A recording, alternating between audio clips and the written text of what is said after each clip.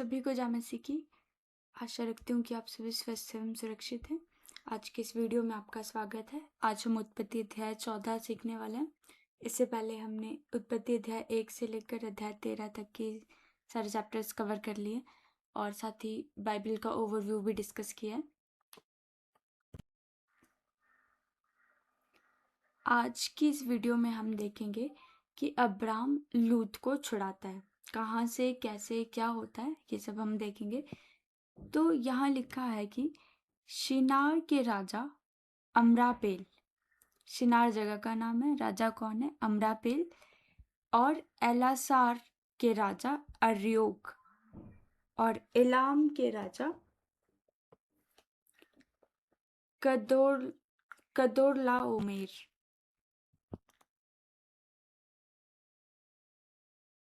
और गोइम के राजा तिदाल के दिनों में ऐसा हुआ। यानी 4 राजा का नेम है यहाँ पे मेंशन है, 4 लोकेशन मेंशन है। उनके दिनों में क्या हुआ है कि उन्होंने सदोम के राजा बेरा और अमोरा के राजा बिरशा और अदमा के राजा शिनाब और सबोईम के राजा शेमेबेर और बेला जो सोर भी कहलाता है, इन राजाओं के विरुद्ध युद्ध किया। तो ये 4 राजा है। और दूसरी आयत में अलग और 5 राजा मेंशन है। एक बेरा है, बिरशा है, शिनाब है, शेमेबेर है और बेला का जो राजा है उसका नेम हमें नहीं है। 5 राजा ये है। इन लोगों के बीच युद्ध हो रहा है।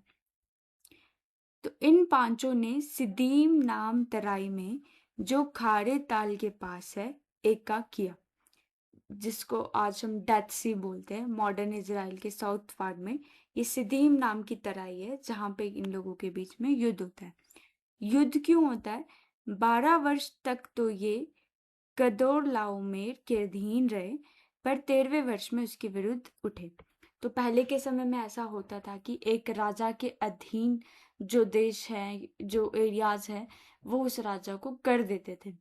और जब उन अधीन रहने वाले राजाओं के मन में ये बात आती थी कि अब हम खुद को स्वतंत्र करना चाहते हैं इस राजा के स्वाधीनता से, तो फिर अधीनता से, तो वो क्या कहते हैं, वो कर देना बंद कर देते हैं।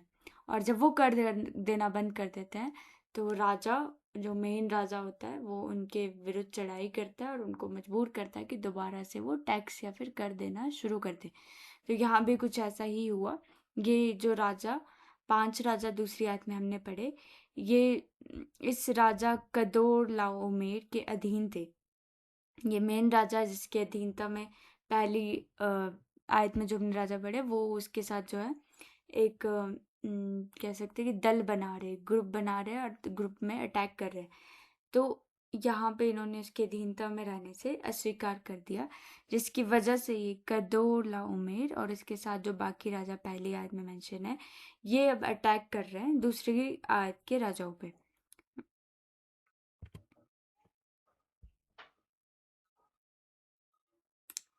सो 14वें वर्ष में कदोर्लाओमेर और उसके संगी राजा आए। 12 साल वो गुलामी में रहे। 13वें साल उन्होंने बोला कि हम नहीं रहेंगे इनके अधीन। तो 14वें साल में अब ये राजा, उसके संगी राजा आते हैं और अश्तरोत्कनम में रपाइयों को और हाम में जूजियों को और शबे किर्यातेम में एमियों को और सेईर नाम पहाड़ में होरियों को मारते मारते उस एल्पारान तक जो जंगल के पास से पहुंच गए। तो ये जैसे बोला गया है यहाँ पे, रपाइयो, जूजियो, एमियो, होरियो, ये ट्राइबल कम्युनिटीज रह रही थी बीच में, जिन्होंने रिबेल किया था। तो जब ये कदोर्लाओ में राजा और उसके संगी 3 राजा आए, इन्होंने अटैक किया इन पर और वहाँ पहुँच गए हैं ना इस लोकेशन पर। तो वैसे तो मैं लोकेशंस भी मैप के थ्रू यहाँ पे दिखा सकती थी, बट मुझे लगता है कि हम बाइबल पढ़ रहे हैं तो मेन हमारा मोटो ये होना चाहिए कि हम इससे क्या सीख रहे हैं ना। बाकी historically these places are very very important, क्योंकि यहीं से हमें पता चलता है कि जो ये घटनाएं हैं वो सच्ची है या नहीं। तो ये ट्राइबल्स हैं, इनको यहाँ पे ट्राइबल कम्युनिटीज़ हैं, इन पर ही अटैक करते हैं। वहाँ से वे लौट कर एनमिशपात को आए, जो कादेश भी कहलाता है, और अमालेकियों के सारे देश और उनके उन एमोरियों को भी जीत लिया जो हस सोन तामार में रहते थे। अमालेकियों और एमोरियों को भी ये हरा रहे हैं, ये भी एक जाति है। तो यहाँ पे हम कह सकते हैं कि बताया गया कि किस तरह से अटैक हो रहा है। और इसकी लोकेशन जब आप मॉडर्न वर्ल्ड का मैप देखते हो और इसराइल की लोकेशन देखते हो, वहाँ आसपास की कंट्रीज है, ये आसपास के एरियाज हैं ये।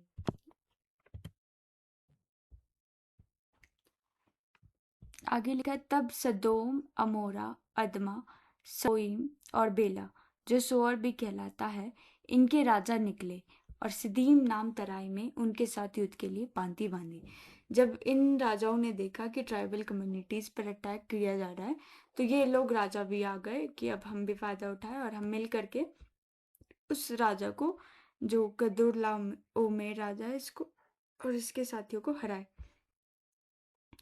तो ये 8 आयत में जो मेंशन है, ये गेंस में गए, अर्थात एलाम के राजा कदोरलाओमेर, गोइम के राजा तिदाल, शिनार के राजा अम्रापेल और एलासार के राजा अरियोग, इन चारों के विरुद्ध उन पांचों ने पांति बांधी। तो एक तरफ 5 है, एक तरफ 4 है, और ये 5 जो है ट्राइबल कम्युनिटीज के साथ मिलकर के इनके गेंस्ट में जा रहे हैं। सिदीम नाम तराई में जहाँ लसार मिट्टी के गड्ढे ही गड्ढे थे, सदोम और अमोरा के राजा भागते भागते उनमें गिर पड़े और जो बचे हुए पहाड़ पर भाग गए। तो ये जो 5 राजा मिलकर के आए थे, ये हार जाते हैं इन 4 राजाओं से। तब वे सदोम और अमोरा के सारे धन और भोजन वस्तुओं को लूट लाट कर चले गए और अब्राम का भतीजा लूत, जो सदोम में रहता था, उसको भी धन समेत वे लेकर चले गए। तो हम इस युद्ध के बारे में क्यों पढ़ रहे हैं? क्योंकि यहाँ पे एक धर्मी व्यक्ति जो कि अब्राम है, उसका भतीजा लूत यहाँ पे इन्वॉल्व है। इस वजह से हम इस सिदीम की तराई के युद्ध को पढ़ रहे हैं। तो यहाँ पे जो जो लोग सदोम में रह रहा था, अब्राम का भतीजा लूत, हमने देखा था कि जब पिछली आयत में हमने ये देखा था कि किस तरह से लूत जो है चूज करता है एक उपजाऊ भरी तराई, जब अब्राम और लूत के चरवाहों के बीच में झगड़ा हो रहा होता है, और वो चूज करता है और पहुंचते पहुंचते वो सदोम के निकट अपना डेरा बिठा देता है। और सदोम प्रभु के नज़र में एक बुरा शहर है, क्योंकि वहाँ के लोग बहुत पापी थे। तो जब लूत वहाँ रह रहा है और एक बुरी जगह, एक बुरे एरिया में रह रहा है, पापी लोगों के बीच रह रहा है, तो समहाउ उसको इस चीज़ का भुगतान करना पड़ेगा। यहाँ पे वही हमने देखा कि अब जो लूत भी रह रहा था और सदोम और अमोरा में, जब ये लोग हारते हैं, तो अब्राम के भतीजे लूत को भी वो दूसरे राजा ले जाते हैं। अब क्योंकि अब्राम का भतीजे लूत गुलामी में जा रहा है, इस वजह से अब्राम अब इस युद्ध में इन्वॉल्व होता है। तब एक जन जो भाग कर बच निकला था, उसने जाकर इब्री अब्राम को समाचार दिया। अब्राम तो एमोरी मामरे, जो एशकोल और आनेर का भाई था, उसके बांज वृक्षों के बीच में रहता था, और ये लोग अब्राम के संग वाचा बांधे हुए थे। यह सुनकर कि उसका भतीजा बंधुआई में गया है, अब्राम ने अपने 318 शिक्षित युद्ध कौशल में निपुण दासों को लेकर, जो उसके कुटुंब में उत्पन्न हुए थे, अस्त्र शस्त्र धारण करके दान तक उनका पीछा किया। अब अब्राहम इसमें इन्वॉल्व होता है और वो देखता है कि ये मेरे भतीजे को लेकर के जा रहे हैं, तो वो अपने साथ प्रतिष्ठित लोगों को 318 है ना, उनको लेकर के जाता है और उनका दान एक जगह का नाम है, वहां तक उनका पीछा करता है और अपने दासों के अलग अलग दल बांध कर रात को उन पर चढ़ाई करके उनको मार लिया और होबा तक, जो दमिश्क की उत्तर ओर है, उनका पीछा किया और सारे धन को और अपने भतीजे लूत और उसके धन को और स्त्रियों को और सब बंधुओं को लौटा ले आए। जब वह कदोरलाओमेर और उसके साथी राजाओं को जीत कर लौट आता है, लौटा जाता आता था, तब सदोम का राजा शावे नाम तराई में, जो राजा की भी कहलाती है, उससे भेंट करने के लिए आया। तो अब यहाँ पे क्या होता है कि ये जो कदोरलाओमेर है, जिसने सदोम के राजा और उसके साथियों को हराया था, अब इसको हरा देता है अब्राम रात में अटैक करके। और जब वापस आ रहा होता है वहां से, तो सदोम का राजा, क्योंकि लूत सदोम में रह रहा होता है, तो सदोम का राजा भेंट करने के लिए आता है अब्राम से शावे नाम की तराई में। अब इस बीच यहाँ पे क्या होता है, मलिकी सिद्दीक का अब्राम को आशीष देना।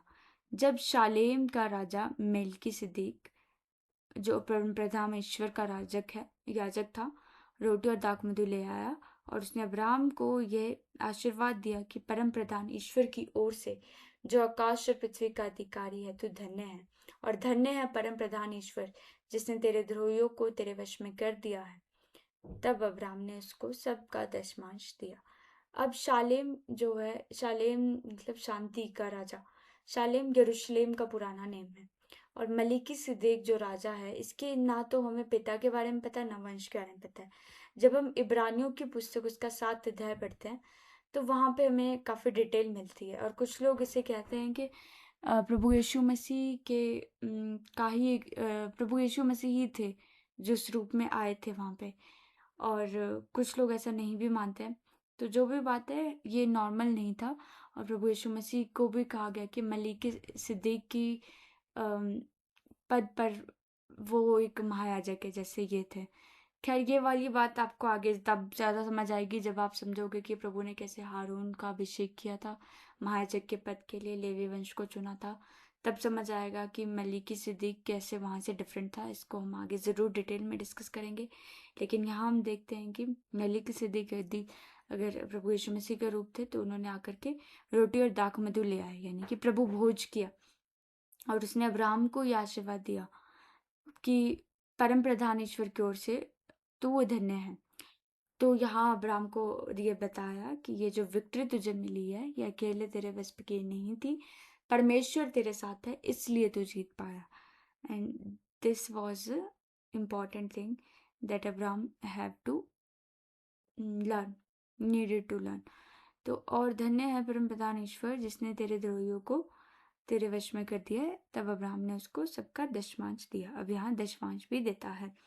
तो वैसे तो व्यवस्था में आगे चल के दशमांश की बात की गई है और नए नियम में वैसे कोई फिक्स अमाउंट नहीं बोला है कि दशमांश यानी 10वां अंश आप जो भी कमा रहे हो उसकी कमाई का 10वां अंश प्रभु को देना।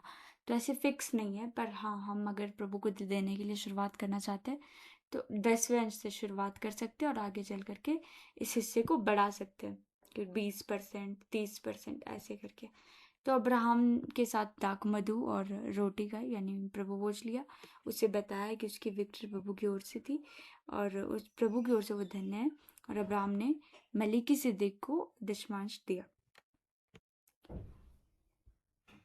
फिर आगे लिखा है, जब सदोम के राजा ने अब्राहम से कहा, अब सदोम का राजा भी मिलने आया था, तो उसने कहा प्राणियों को तो मुझे दे और धन को अपने पास रख। सदोम का राजा कह रहा है कि ठीक है, जो प्राणी तुझे मिले हैं इस जीत से, लूट से, वो तू मुझे दे दे और जो धन तुझे मिला है वो तू अपने पास रख। लेकिन अब्राम सदोम के राजा से कहता है कि परम प्रधान ईश्वर यहोवा जो आकाश और पृथ्वी का अधिकारी है, उसकी मैं ये शपथ खाता हूँ कि जो कुछ तेरा है उसमें से ना तो मैं एक सूत और ना जूती का बंधन, ना कोई और वस्तु लूंगा, कि तू ऐसा न कहने पाए कि अब्राम मेरे ही कारण धनी हुआ। पर जो कुछ इन जवानों ने खा लिया है और उनका भाग जो मेरे साथ गए थे, अर्थात आनेर, एशकोल और मामरे, मैं नहीं लौटाऊंगा, वे तो अपना भाग रख ले। तो अब्राहम ने साफ मना कर दिया कि ठीक है, तू रख, प्राणियों को भी तू रख और धन को भी तू रख, क्योंकि प्रभु ने मुझे धनवान किया है। और अगर मैं तुझसे लेता हूँ तो शायद तू कल को ऐसा कहे कि हम जो लूट लेकर के आए थे वो अब्राहम लेकर के गया और इसलिए वो धनवान हो गया।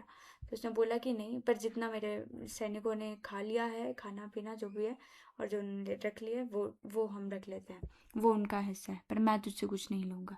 तो ये हम देख सकते हैं कि अब्राहम को पता था कि परमेश्वर ने उसे ब्लेस किया है, इसलिए उसको उन सब चीज़ों की ज़रूरत नहीं है। तो इस अध्याय में हमने यही सीखा कि कैसे लूत ने एक गलत डिसीजन लिया। उस गलत डिसीजन के चलते वो उसको भुगतना पड़ा और वो गुलामी में जाने पर था, एक ऐसी जगह पे जहाँ पे उसका कोई इन्वॉल्वमेंट था भी नहीं झगड़े में।